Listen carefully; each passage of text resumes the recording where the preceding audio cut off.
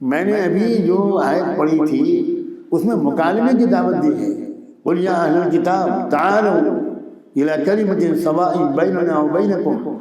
اللہ تعالیٰ اپنے محبوب محمد رسول اللہ کو سکھا رہا ہے آپ گفتگو کا آغاز کیجئے اور کہیے اے اہل کتاب، یعنی اے یہودیوں اور اے عیسائیوں، سنو، تعالوا الی کلمۃ سواء بیننا وبینکم، ایک بات جو ہمارے اور تمہارے درمیان کامن ہے، آؤ اس پر ہم لوگ پہلے متفق ہو جائیں.